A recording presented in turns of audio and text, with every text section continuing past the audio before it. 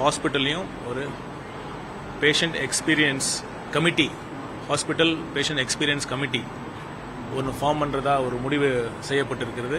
So இந்த committee ஒவ்வொரு வாரமும் மீட் பண்ணி நம்ம மேற்கூறிய அனைத்து வித இந்த க்ளீனாக இருக்கா, இல்லை நோயாளிகளுக்கு தேவையான அனைத்து வசதிகளும் செஞ்சு கொடுக்குறாங்களா இல்லையா அப்படிங்கிறத மானிட்டர் பண்ணுறதுக்கு ஒரு கமிட்டியை நாங்கள் ஃபார்ம் பண்ணலான்னு ஒரு முடிவு பண்ணியிருக்கோம்.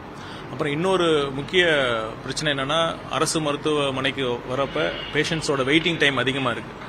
இப்போ திங்கட்கிழமை செவ்வாய்க்கிழமெலாம் பார்த்தீங்கன்னா ஒரு ஸ்டான்லி எம்எம்சி மாதிரி ஒரு ஹாஸ்பிட்டலுக்கு கிட்டத்தட்ட 2000-3000 வெளி நோயாளிகள் வராங்க.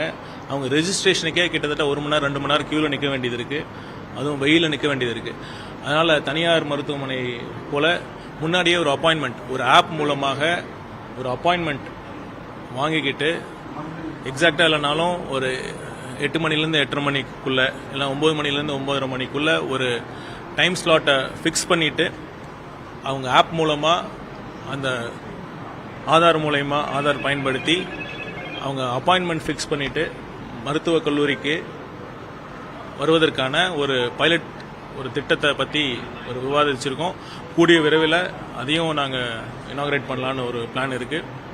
அப்புறம் இன்னொரு முக்கிய விஷயம், இந்த பத்திரிகை சந்திப்பு மூலமாக நான் என்ன சொல்கிறேன்னா, பொதுமக்கள் ஆகிய தமிழக மக்கள் நீங்கள் என்ன புரிஞ்சுக்கணுன்னா, அரசு மருத்துவமனையில் தனியார் மருத்துவமனைக்கு நிகரான வசதிகள் எல்லாமே இருக்குது. குறிப்பாக சொல்லணும்னா, நீங்கள் பிரசவம், பெண்களுக்கான மகப்பேறு மருத்துவம், அப்புறம் ஹார்ட் அட்டாக், இருதய பாதிப்பு, ஸ்ட்ரோக், அப்புறம் ஆக்சிடென்ட்ஸ், அப்புறம் டயாலிசிஸ், இந்த மாதிரி விஷயங்களெல்லாம் நீங்கள் கண்டிப்பாக நம்பி அரசு மருத்துவமனைக்கும் அரசு மருத்துவக் கல்லூரி மருத்துவமனைக்கும் நீங்கள் வரலாம்.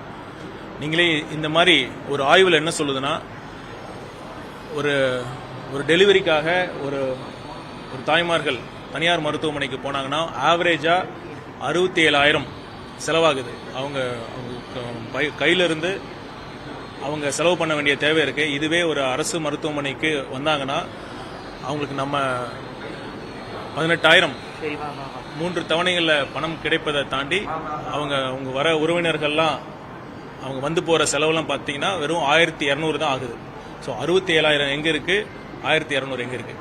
ஸோ சுகாதாரமான நல்ல வசதிகள் அரசு மருத்துவமனையில் இருக்குது. அதே மாதிரி மற்ற ஒரு அறுவை சிகிச்சைனா ஒரு ஆய்வில் என்ன சொல்கிறாங்கன்னா, ஆவரேஜாக 80,000 செலவாகுது. ஒரு தனியார் மருத்துவமனைக்கு நீங்கள் அறுவை சிகிச்சைக்காகவோ மற்ற சிகிச்சைக்காகவோ போகிறப்ப, ஒரு இன்டர்வென்ஷன் செய்கிறப்ப ஒரு 80,000 உங்களுக்கு செலவாகுது.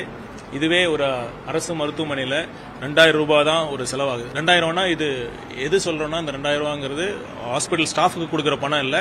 நீங்கள் பஸ் செலவு, நீங்கள் வெளியில் கேன்டீன் செலவு, அப்புறம் அங்கே வாங்குற துணிமணிகள் செலவு, பேஸ்ட்டு ப்ரஷ், இந்த மாதிரி செலவுகள் சொல்கிறேன். இந்த மாதிரி செலவுகள் பார்த்தீங்கன்னா 2,000 ரூபாய் தான் ஆகுது அப்படிங்கன்னு ஒரு ஆய்வு சொல்லுது. ஸோ அதனால் நீங்கள் பொதுமக்கள் கண்டிப்பாக நம்பி அரசு மருத்துவமனைக்கு வரலாம். இங்கே சேவை, பொதுமக்கள் சேவை, நோயாளிகளின் சேவை கண்டிப்பாக நல்லா இருக்கு. இன்னும் நாங்கள் படிப்படியாக மேம்படுத்துவோம். சரிங்களா? இந்த ஆப் எந்த காலகட்டத்தில் கொண்டு வர அதுக்கான தனியாக பிளானிங்லாம் தேவை. ஏன்னா ரெகுலர் ஒர்க்ஸே அதிகமாக இருக்குது, அதை எப்படி மெயின்டைன் பண்ண போகிறோம்? இல்லை ஹாஸ்பிட்டல் ஸ்டாஃப் வச்சு பண்ணல, இல்லை பேக் எண்டில் இதை பண்ண போகிறோம். ஒரு ஆப் டிசைன் பண்ணி, இப்போ முக்கியமாக ஒரு private nursing home, corporate hospital நம்ம யார் போனாலும் அப்பாயின்மெண்ட் ஃபிக்ஸ் பண்ணாமல் போக மாட்டோம். ஸோ இந்த நாளில் இத்தனை மணிக்கு வரோன்னு சொல்கிறோம், அதனால் கரெக்டாக நம்ம போய் வெயிட்டிங் டைம் இல்லாமல் போகிறோம்.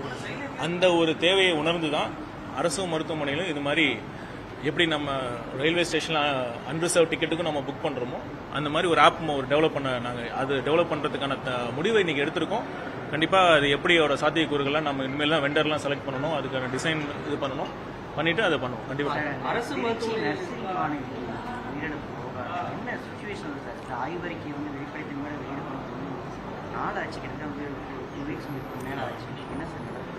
அதான் போஸ்ட்மார்ட்டம் ஃபைண்டிங்ஸ் மட்டும் இன்னும் அவங்க லீகல் ப்ரொசீஜர்னால வராமல் இருக்கு. அது வந்ததுக்கப்புறம் ஒன்று ஃபைனல் ரிசல்ட் சொல்லுங்கள். அந்த மருந்து மேலே கூட ஒரு குற்றச்சாட்டு முன்வைக்கப்பட்டதா தகவல், அந்த மருந்து நிறுவனம் ஏதேனும் நமக்கு ஏதாவது கடிதங்களை இல்லை, இது என்னன்னா, இது எல்லாமே இப்போ பார்த்தீங்கன்னா மருத்துவத்துறை உயிர் சம்பந்தப்பட்டது.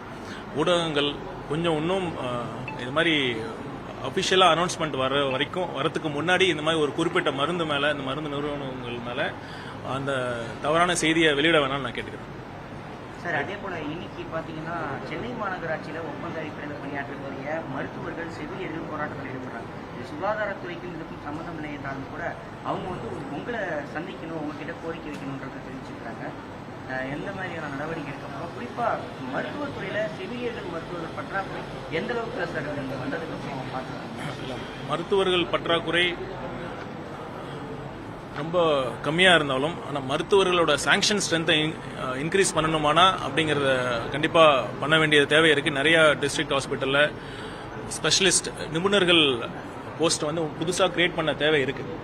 அதனால் அதை நான் கண்டிப்பாக இந்த அரசு அதையும் கவனத்தில் கொண்டு எந்தெந்த ஹாஸ்பிட்டலில் புதுசாக போஸ்ட் கிரியேட் பண்ண முடியுமோ கிரியேட் பண்ணி அந்த மருத்துவர்களை நியமிக்கக்கூடிய வேலைகளும் இருக்கும். செவிலியர்கள் நீங்கள் சொன்ன மாதிரி கொஞ்சம் பற்றாக்குறை இருக்குது.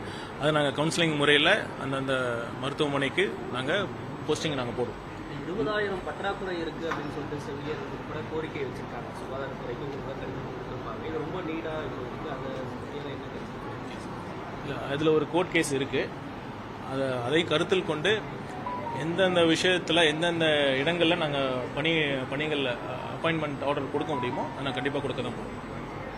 மின்வெட்டு வந்து அதிகமாக வந்து இது இருந்துகிட்டே இருக்குது.